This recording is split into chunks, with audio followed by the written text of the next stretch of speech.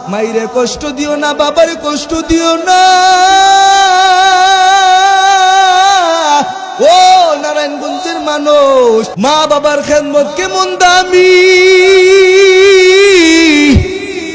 ও এলাকার মানুষ আজকে মারে কদর করো না। ওই জনম দুঃখীর মা যখন দুনিয়া থেকে বিদায় হয়ে যাবে, ওই দিন মায়ের কবরের সামনে গিয়া দুটো চোখের পানি ফালায়া কাঁদবি রে যুবক।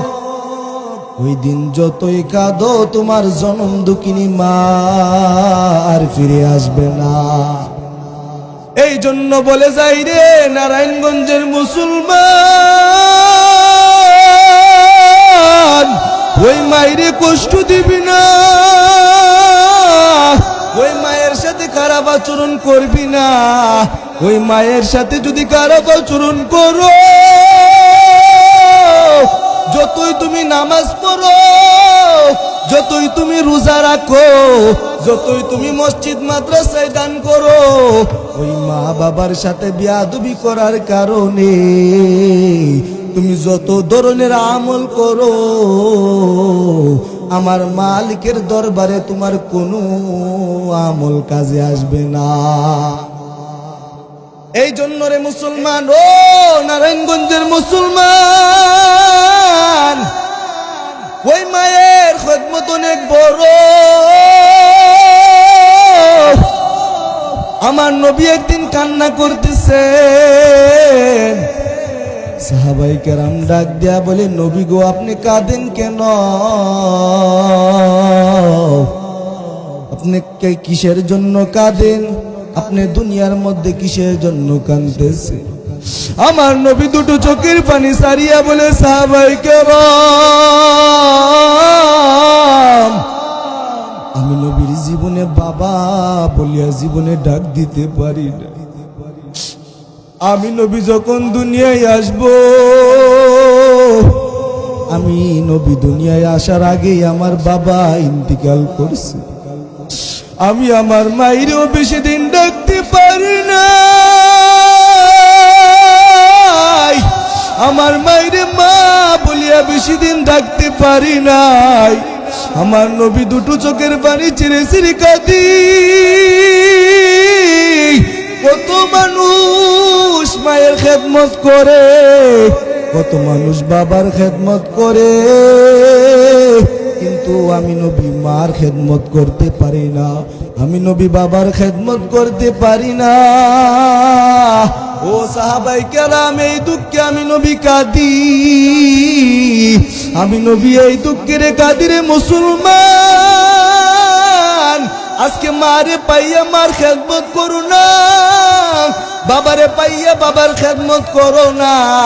ও নারায়ণগঞ্জের মুসলমান, বুঝবি ওই দিন বুঝবি রে বাবা, যেই দিন তোমার মা তোমার বাবা সাদা কাপড়ের প্যাকেট হয়ে যাইবে, ওই দিন বুঝবি ওই মায়ের কত সম্মান, ওই বাবার কত সম্মান। আজকে তুমি অনেক টাকার মালিক হয়ে গেছো, আজকে তুমি বাড়ির মালিক হয়ে গেছো, মা তোমার দরকার নাই, বাবা তোমার দরকার নাই।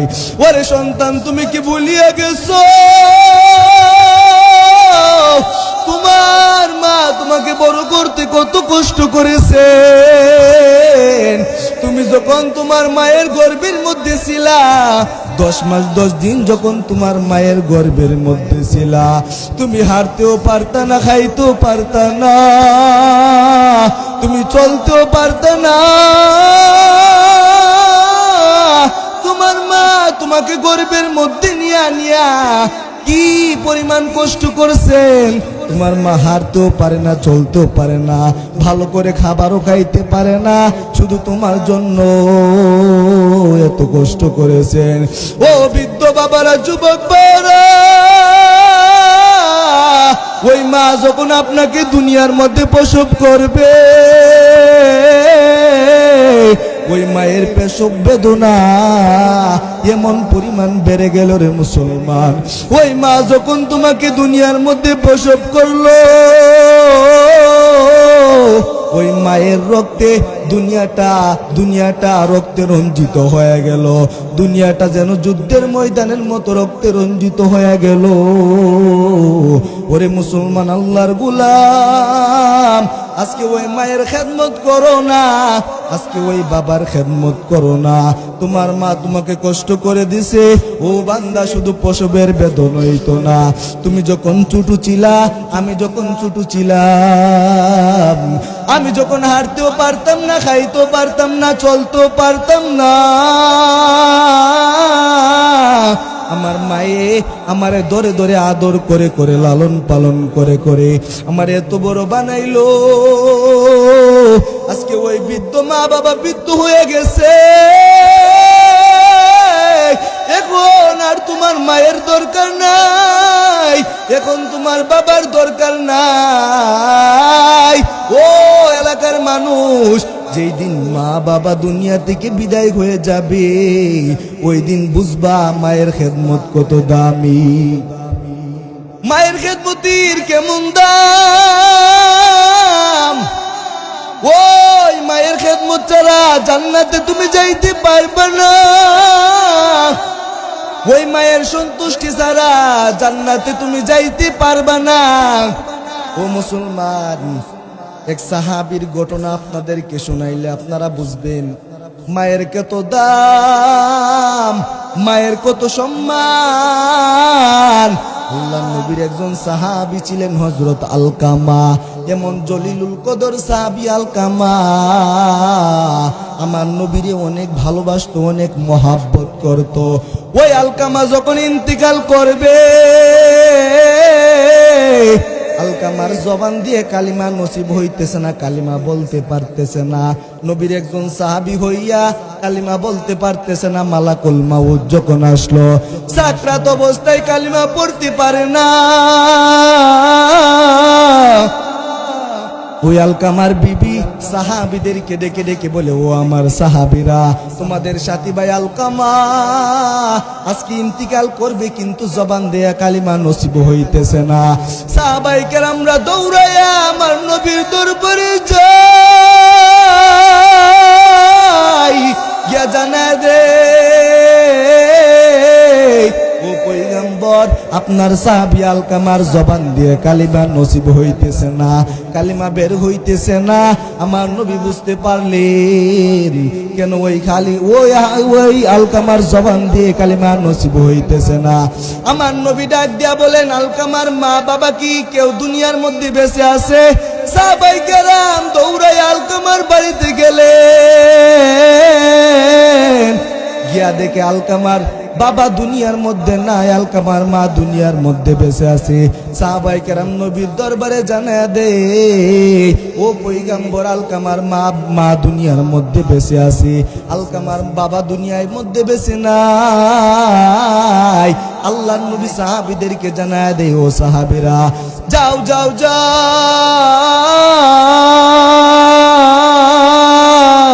আলকামার মাইরি গিয়া জানায়া দাও, নবী বলছে আপনি যদি নবীর দরবারে যাইতে পারেন তাহলে যাওয়ার জন্য, আর যদি আপনি না যাইতে পারেন তাহলে আল্লাহর রাসূল নিজে আপনার দরবারে আসবে।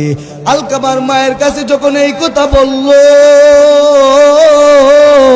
আলকামার মার কাছে যখন এই কথা বলল, আলকামার মা দৌড়ায়া নবীর দরবারে আসলেন। আসার পর জিজ্ঞাসা করে, ইয়া রাসূলুল্লাহ, আমাকে কেন ডেকেছেন?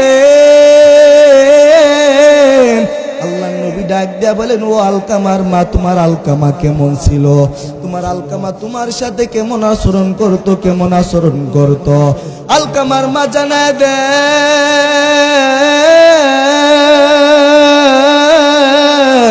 ও নবী, আমার আলকামা অনেক বড় মাপের মানুষ ছিলেন। আমার আলকামা আমার আল্লাহর ইবাদত করতো, 5 ওয়াক্ত নামাজ জামাতের সাথে পড়তো, দান সদকা সবই করতো, সবকিছু করতো। আওয়ামিল এক্সারসাইজ কিছু ছাড়তো না। কিন্তু গো নবী, আপনার সাহাবী আলকামা স্ত্রীর পাল্লার মধ্যে পড়িয়া স্ত্রীর কথা শুনিয়া আমি মাকে অনেক কষ্ট দিয়েছে, আমি আমার সন্তান আলকামাকে মাফ করতে পারবো না। নবী এই কথা শুনিয়া সাহাবীদেরকে ডেকে বলে, সাহাবীরা এক কাষ্টের মধ্যে কিছু, এক জায়গার মধ্যে কিছু লাকড়ির ব্যবস্থা করো, আলকামাকে জ্বলন্ত আগুনের মধ্যে জ্বালায়া দিব। সাহাবাই কেরাম যখন আলকামার এই কাহিনী, যখন সাহাবাই কেরাম এই কথা শুনলো, তখন এক জায়গার মধ্যে লাকড়ি জমাতে শুরু করলো। লাকড়ি যখন জমানো শেষ করলো, আল্লাহ নবী জানায় দেয়, ও আলকামার মা, বলো না তোমার সন্তানকে তুমি মাফ করছো কিনা। আলকামার মা জানায় দেয়, নবী আমার, আমি আমার সন্তানকে মাফ করতে পারবো না। আমার সন্তান আমাকে অনেক বড় কষ্ট দিয়ে ফেলছে, আমি মাফ করতে পারবো না। আমার নবী বলে, ও সাহাবায়ে কেরাম, ওই লাকড়ির মধ্যে আগুন ধরাও, আগুন ধরায় আলকামাকে ওই আগুনের মধ্যে পুড়ে মেরে ফেল। ওই আলকামার মা যখন এই কথা শুনলো, ডাক দিয়া বলে, নবী আমার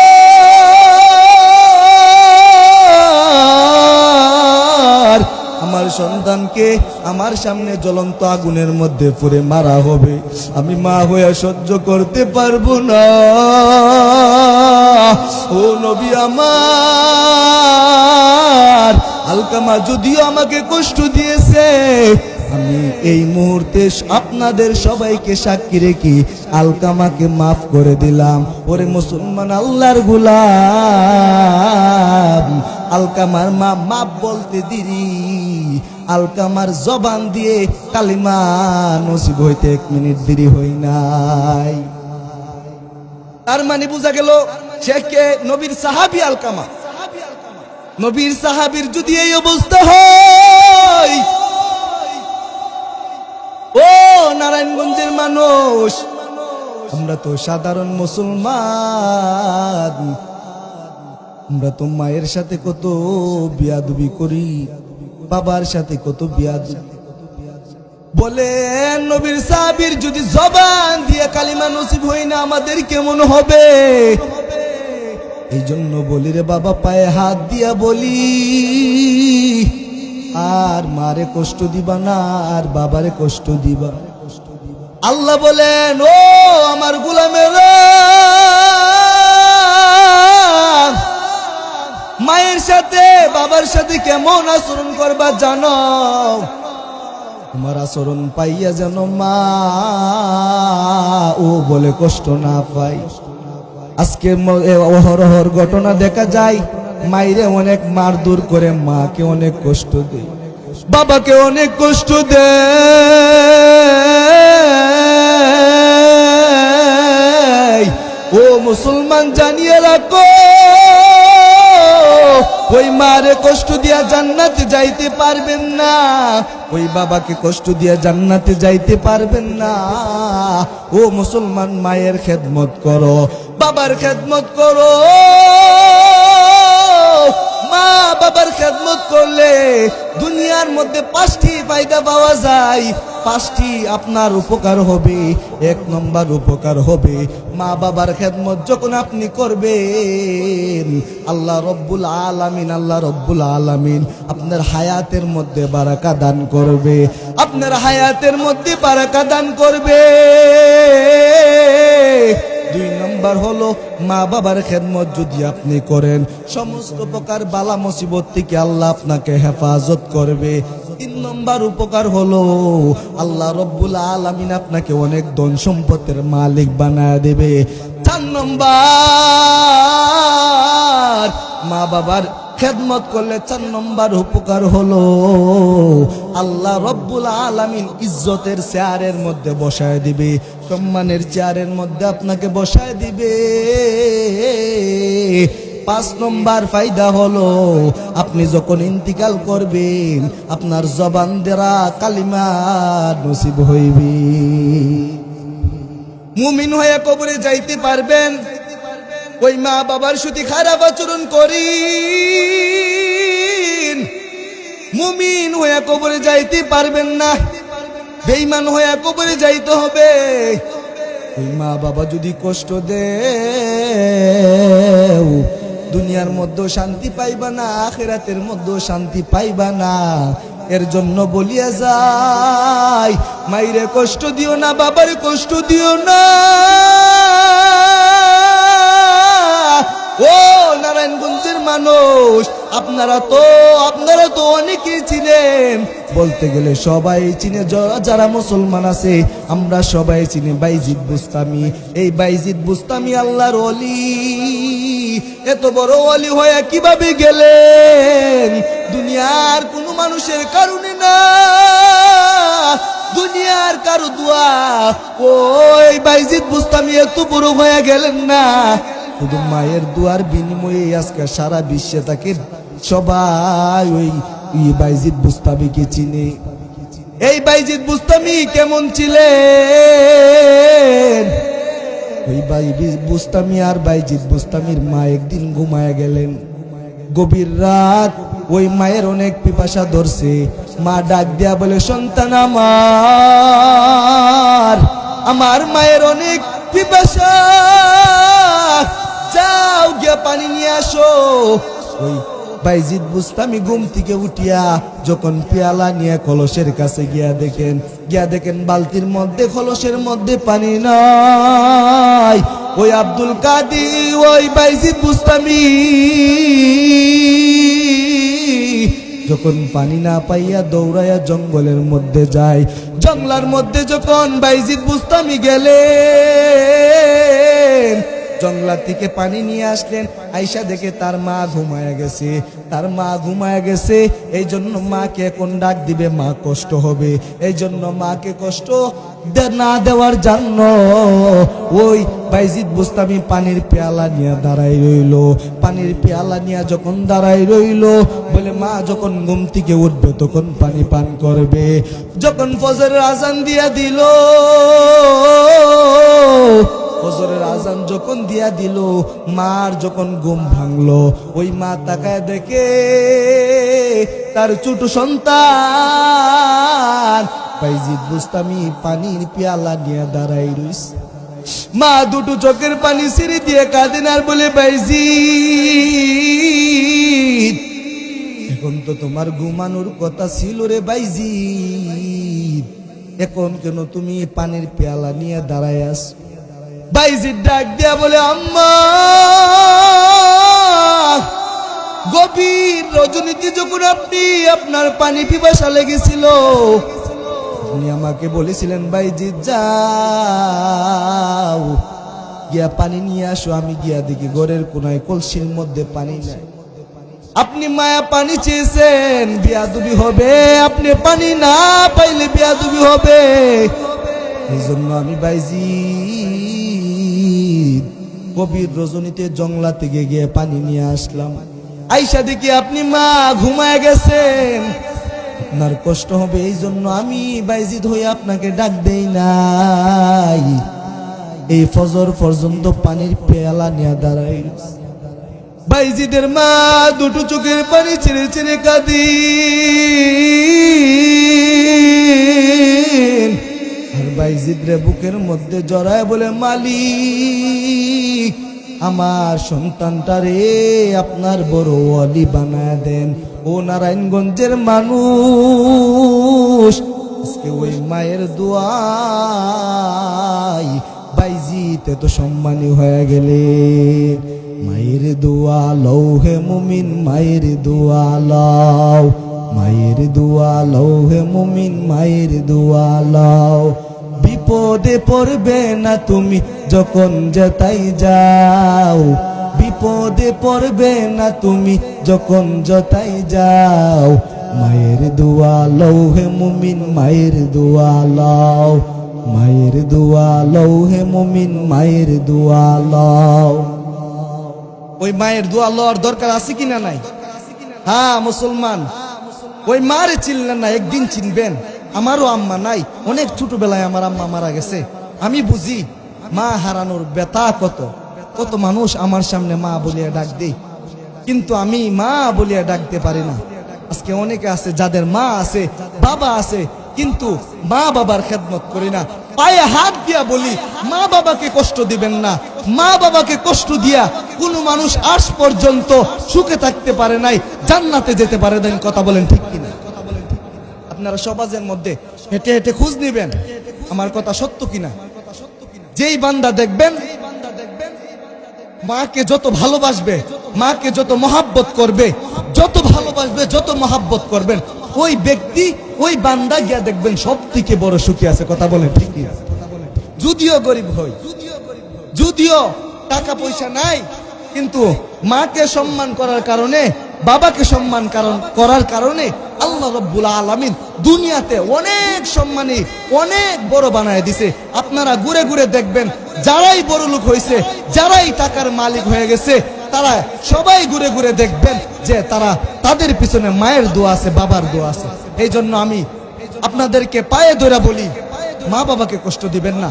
আল্লাহ রাব্বুল আলামিন আমাদের সকলকে মা বাবার খেদমত করে কবরে যাওয়ার তৌফিক দান করুক।